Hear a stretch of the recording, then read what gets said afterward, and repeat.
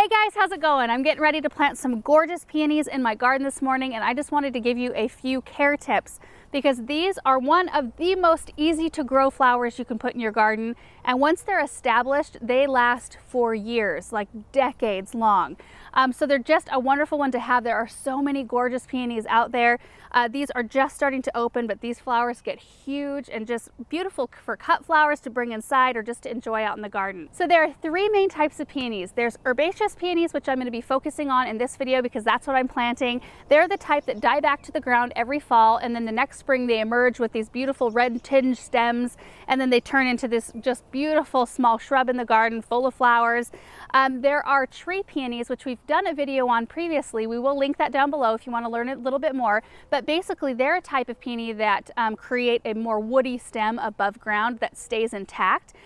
So they lose their leaves in the fall, but when they leaf out in the spring, they'll leaf out on those stems. And then there are Itoh peonies, which are a hybrid cross between an herbaceous and a tree peony. And the benefit of Itohs is that they are prolific bloomers and there are a ton of colors available. So you can find potted peonies like these right here at your garden center. Most of the time in the spring, you'll find a pretty good selection of them.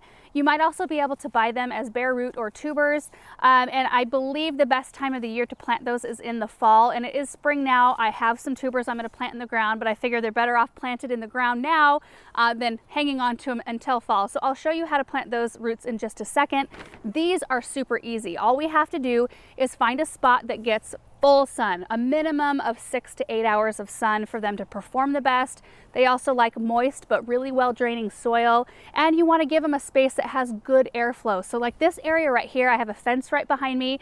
There's going to be just a little mini hedge. I've got 3 peonies back here. They'll get plenty of air. If they don't have enough air and you've got high humidity or it's a moister area, they can suffer from powdery mildew or a fungus called botrytis. Those are the two most common on peonies, so just keep that in mind. So real quick, let me just talk to you about this specific variety I'm planting. This is called Coral Charm.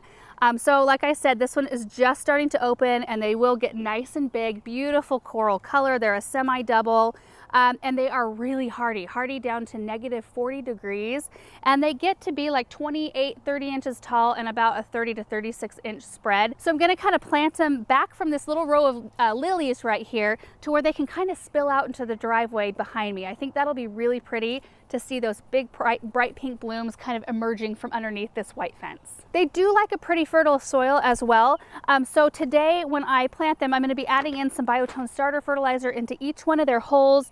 And this is pretty good soil back here, so I don't think I need to worry about anything else. So let's get these 3 in the ground, and then I'm going to talk about how to best support the plants with stakes.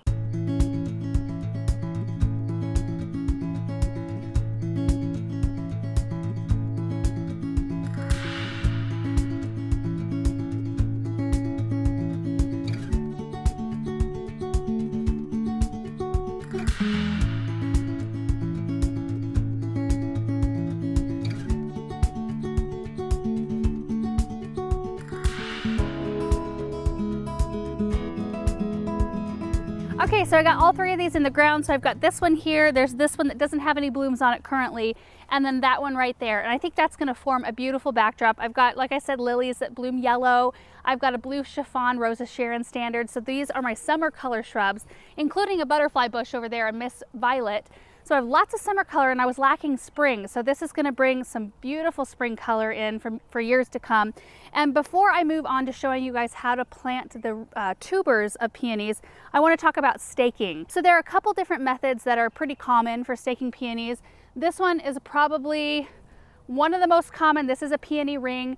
It's much like a tomato cage, but it's a little sturdier and it's wider, and you can get these in multiple different sizes, but I prefer a different type of stake. I've got one right here. This is called a grow through grid. Ideally, you would have these in place before the plant starts growing in the spring, so as it grows, it can grow up through the grid. The reason I like these better than the hoops or the cages is that these hold up individual branches in more of an aesthetically pleasing mound. If they grow up through this type of staking system, they'll still kind of tend to flop from the center if they've got huge blooms. This one holds everything a little bit more just rounded. So there's 3 stakes right here that you attach to the top of the grow through grid like this. So I'm going to attempt to feed these blooms through just to kind of show you what it might look like. I've got to do it anyway. I've got to have the grid going. And these I just leave out. I leave them out all winter long, and they're just in place for when the peony starts growing the following spring. Whew, I think I did it. So see how that already holds that bloom up a little bit better? And then I'm going to decide where I want my stakes, and we'll put those in the ground. They're really easy to use.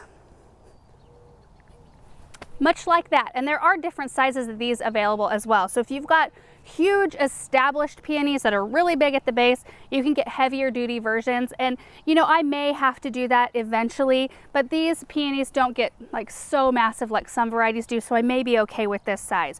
So I'm going to go ahead and put my other 2 grids on, and then we'll go plant the tubers.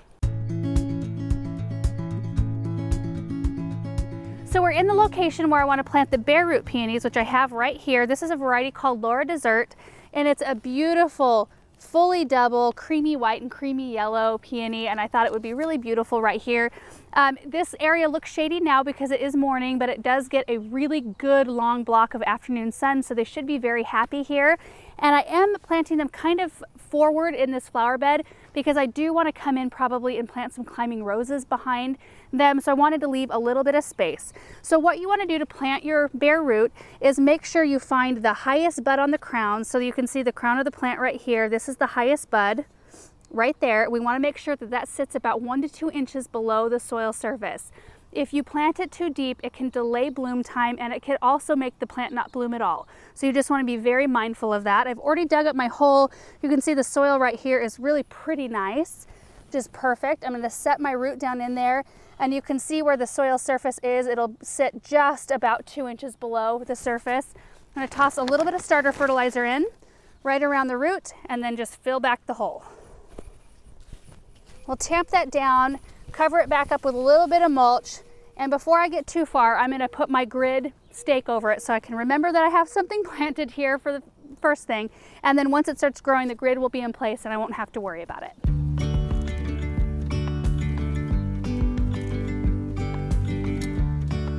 That looks pretty darn good. Okay, so I've just got 2 more to plant.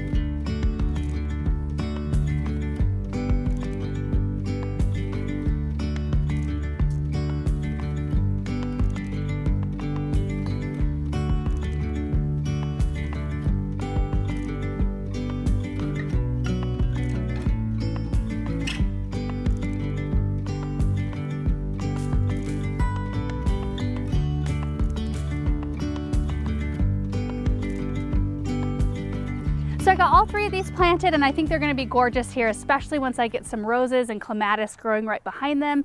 There are a couple more things I want to talk to you about, but I think I want to go back to the first peonies to talk to you about those things because I can actually show you on the plant. So the first thing is when the peonies come out in bud in spring, they do secrete a really sweet sap out of the buds that ants and flies and bees are attracted to. It does not harm the plant at all.